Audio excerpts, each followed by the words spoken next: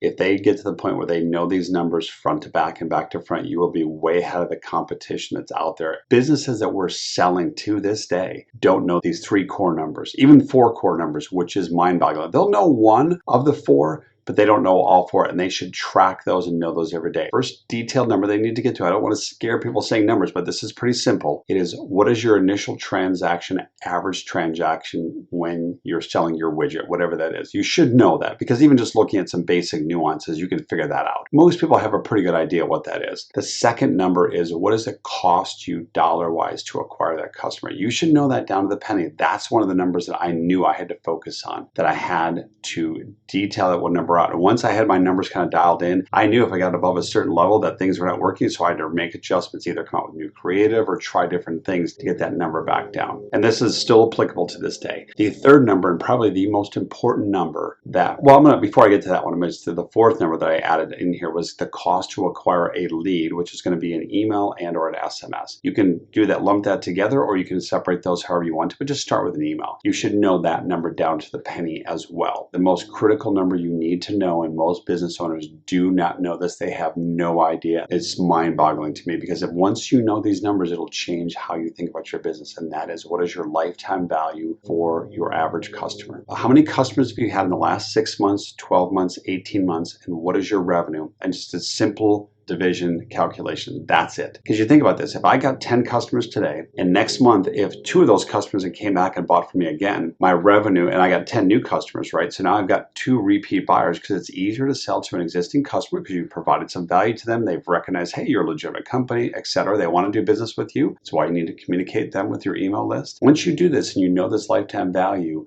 that number is going to be higher than your initial average cart transaction. Basic example, if my initial average cart value was $50 and the cost to acquire my customer was $25. Okay, so now I got $25 left over that I can use for advertising and other expenses to run my business, to pay myself, etc. That's my gross margin, right? But if my lifetime value is $100, the light bulb that should go off for people is to say, wait a second, I need to get as many customers in on the front end. I know that number is going to be 100, because if it's 100 minus that 25, that's equals 75. Again, we're not talking calculus here. This is very simple arithmetic, right? If I have $75 to spend to acquire a customer, it's not going to cost me $75, especially if I know, or $75 in terms of profit or gross profit, right? It's not going to cost me that much. So you can take that money and fuel it into your growth. That's when you start adjusting the dials to spend more money, to acquire more customers, and acquire more email addresses. And once you experience that and you know those numbers down to the penny, you will never think the same way about your business, and you will allow yourself to grow your business. And that is how you can compete with a company like we did, because I knew those numbers, that was running primetime television ads, because I knew those numbers down to the penny. And I was staggered back then that I knew this, and I was by myself. Now that I'm coaching and consulting with other businesses, and I get to see their financials, I get to see their business model, what they're doing, and yet we're still able to sell these assets, and yet they're making these same exact mistakes. So think about that. We're helping them sell these assets, and you're still making these mistakes. If they weren't making those mistakes,